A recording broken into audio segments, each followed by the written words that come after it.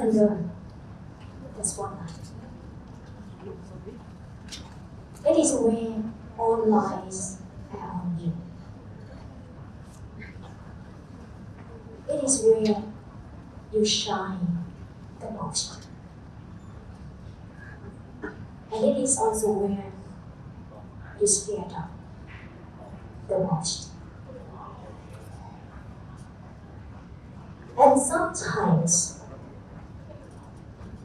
it takes self-confidence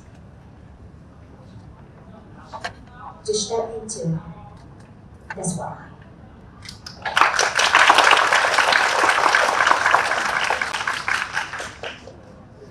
Ladies and gentlemen, raise your hand if at least once in your life you feel unconfident. And also raise your hand if you realize that because of lacking of self-confidence, you have lost or passed on so many life-changing opportunities. I see there's a lot of it. There are so many ways to gain self-confidence. Some people are able to project imagination in their mind. And some people are so skilled at ignore the negativity completely. And some people even go to public speaking classes in order to gain self-confidence, just like me. But the self-confidence I would like to share with you today starts from within.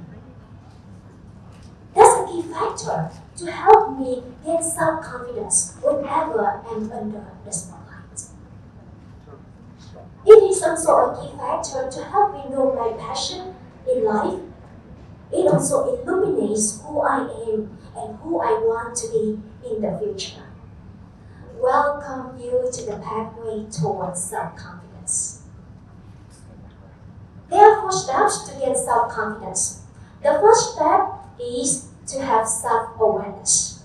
In order to help you understand what self-awareness means, I would like to invite you to join me in an experiment.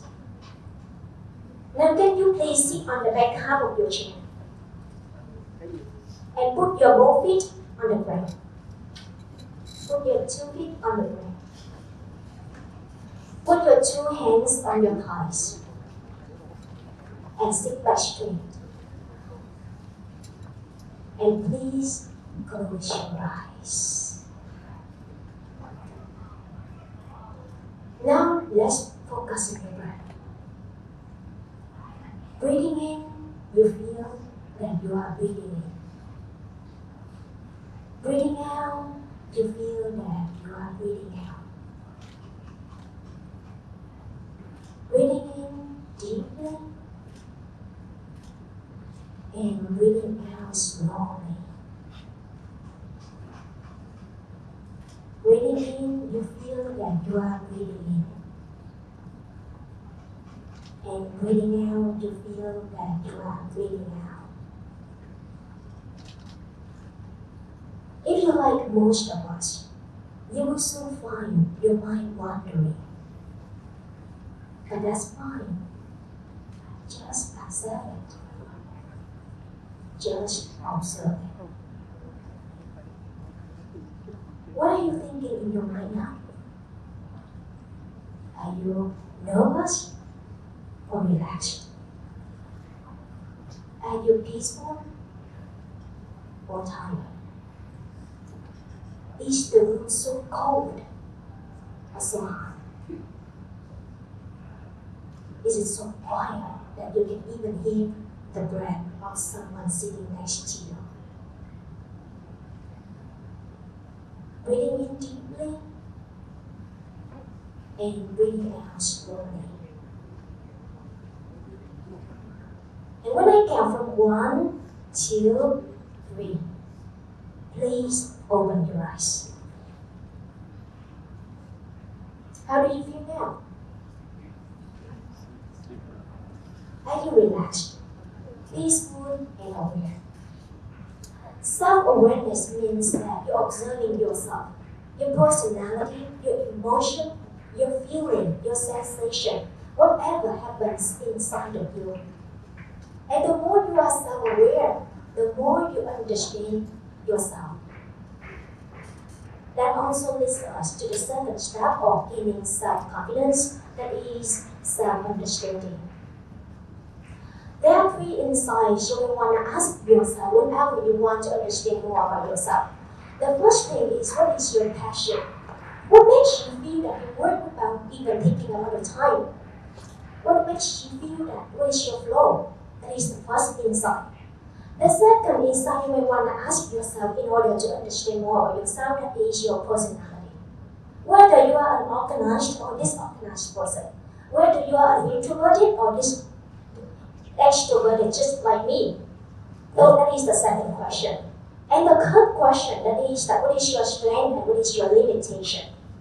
Those are 3 insights you may want to ask yourself whenever you want to understand more about yourself. And at this moment, inside of you, you may have a question. So what is the difference between self-awareness and also self-understanding? Let me give you an example. I usually travel to different places in Vietnam and also other countries around 4 or 5 times per year. And whenever I travel, I usually pick scuba diving, paragliding, or trekking in order to play. And times after times, I just realized that I'm so into adventurous activities. And finally, I can confirm that I am an adventurous person. So the difference between self-awareness and also self-understanding is, self-awareness is just basically that you observe yourself, but we don't have enough facts, data, and evidence in order to confirm that this is who you are. That is the difference. The third step to gain self-confidence, that is self-acceptance. Have you ever been to this situation? What?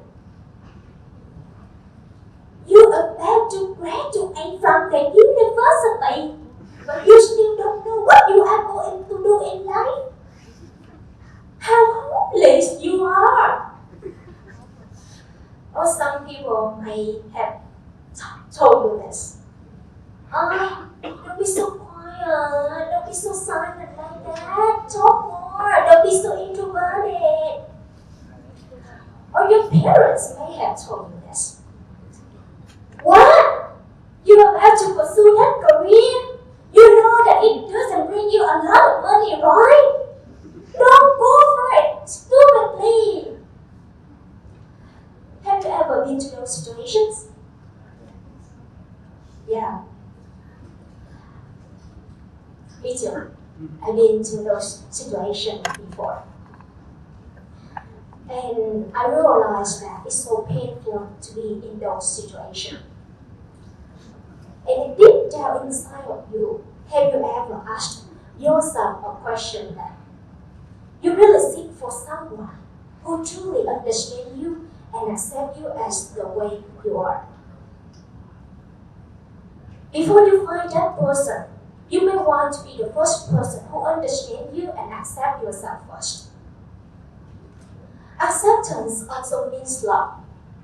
When you love yourself, you don't try to change yourself in order to fit with other people's expectations. You may turn out to be a rose bush, you may turn out to be a marigold flower, or you even turn out to be a wildflower with no name. But there's one thing certain, whatever you turn out to be, you will be immensely happy because that is where you're meant to be. The fourth step to gain self-confidence, that is self-respect. It means that honoring your worth. When we were younger, we were often taught by our parents that we should be humble because that's a part of English culture, right? And whenever someone gives us a compliment, we tend to say that, it's just about luck. I don't deserve it. But do you know that what is the implication toward those sentences? The implication is that I don't respect my values, I underestimate my values. I think that there's nothing wrong to be humble. But being humble also means that you respect your values you bring to the table. But at the same time, you don't even need to cast yourself in front of others just to show them how talented you are. And next time, whenever someone gives you a compliment, you just say to them that Thank you so much for giving me that compliment. I make hard effort for that. If you take a look at this pathway a little bit closer, you will realize that it doesn't flow properly without something called the spotlight.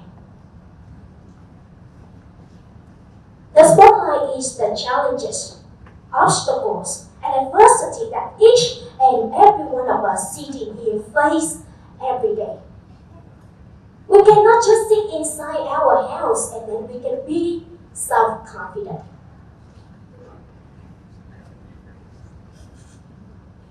Sometimes it takes self-confidence to step into the spotlight. And I also believe the other way around. Without the spotlight, we cannot gain self-confidence. Friends, I'm standing here in front of 200 of you, and many more will be watching worldwide. I know that at this moment I may be a little bit nervous, but I understand it, I accept it, I respect it, so that I can gain self-confidence from it. My challenge for you is to step into the spotlight as the way it's presented to you right now. The spotlight that shows you right now, shining on me, will show you the way who I am outside. But it is not a spotlight, will show you who I am on the inside. When I accepted to speak at TEDxUEF, I was a bit nervous. I was nervous not because of standing on the stage, that is my daily job already, I do it every day. But what made me really afraid is that I'm so afraid to disappoint even a single person sitting here. But I know that until I have self-confidence to step into the spotlight, that is where I know my strengths, I know my limitation. And that will lead me to self-confidence. And that is where the confidence is found.